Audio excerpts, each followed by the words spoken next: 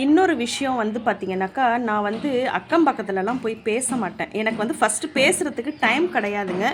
நான் ஒவ்வொரு நிமிஷமே வந்து பார்த்தீங்கன்னா, என்னோட முன்னேற்றத்துக்கான இலக்க நோக்கி தான் போயிட்டே இருப்பேன். எப்படி நான் வந்து பார்த்தீங்கன்னா, எனக்கு வந்து சொந்த வீடு கிடையாதுங்க.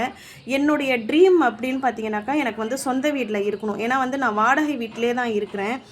வாடகை குடுத்தே என்னால முடியலங்க. வாடகை வந்து நான் இப்போ ரூ. 17,000 நான் வாடகை குடுக்குறேன். என்னால வாடகை குடுக்க முடியல. நான் ஒண்ணே ஒண்ணு தான் நான் யோசிப்பேன். எனக்கு வந்து சொந்த வீடு வேணும். நான் உட்கார்றதுக்கு ஒரு வீடு வேணும் அப்படின்னு நான் நினச்சி, என்னுடைய இலக்க நோக்கி என்னுடைய முன்னேற்றம் நான் முன்னேறினா தான் எனக்கு பணம் வந்தால் தான் நான் வந்து பார்த்திங்கன்னா, ஒரு சொந்த வீடு வாங்குறதுக்கோ, இல்லை ஒரு வீடு கட்டுறதுக்கோ எனக்கு வந்து ஒரு ஆப்ஷன் எனக்கு கிடைக்கும். அதனால வந்து நான் எப்படி முன்னேறலாம்? நான் எப்படி பணம் சம்பாதிக்கிறது? உழைச்சி நான் எப்படி பணம் சம்பாதிக்கிறது? நம்ம வந்து நம்மளுடைய ஃப்யூச்சர், அதாவது என்னுடைய பிற்காலத்துக்கு வந்து நான் யாரையுமே வந்து சார்ந்து இருக்கக்கூடாது, பிள்ளைகளை கூட கஷ்டப்படுத்தக்கூடாது, அப்படி தான் நான் நினப்பேன். அதனால இதுக்காக நான் என்னென்னலாம் வந்து ட்ரை பண்ணணுமோ எல்லாமே ட்ரை பண்ணிக்கிட்டு தாங்க இருப்பேன். அதனால் வேஸ்ட்டாக வந்து அக்கம் பக்கத்தில் போய் பேசி கீசலாம் டைம்லாம் வேஸ்ட் பண்ண மாட்டேன். நிறைய பேர் என்னை பார்த்தா கூட என்ன தெரியுமா, திமிரு பிடிச்சவ போகிறா அப்படிங்கிற மாதிரி தான் சொல்லுவாங்க. உங்கள்கிட்ட நான் பேசுகிறதுனால எனக்கு ஏதாவது வரப்போகுதா? தேவையில்லாமல் அன்வான்டாக நான் ஒன்று சொல்லுவேன், அவங்க ஒன்று சொல்லுவாங்க. இது வந்து ஸ்ப்ரெட் ஆகி வந்து நான் வேறு மாதிரி சொன்ன மாதிரி ஸ்ப்ரெட் ஆகும்.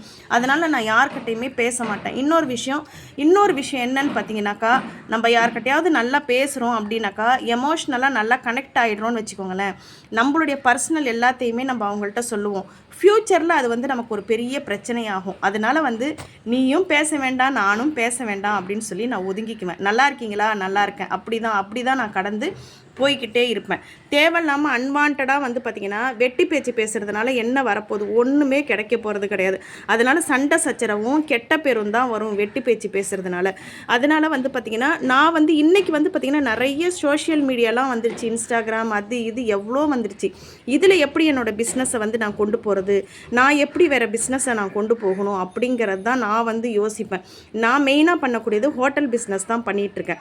என்னுடைய ஆசை என்ன அப்படின்னு பார்த்திங்கன்னா, என்னுடைய ஜியாஸ் கிச்சன் சேனல் இருக்கு இல்லையா, இந்த ஜியாஸ் கிச்சன் சேனல் வந்து பார்த்திங்கன்னா ஜியாஸ் கிச்சன் ஃபுட்டு, என்னுடைய ஃபுட்டு வந்து பார்த்திங்கன்னா, அதாவது நான் கொடுக்கக்கூடிய மசாலா பொருட்கள் எல்லா ஐட்டமுமே வந்து பார்த்திங்கன்னா இந்த உலக நாடுகள் ஃபுல்லாகவே நான் சேல் பண்ணணும் அப்படிங்கிறது தான் என்னுடைய கனவு.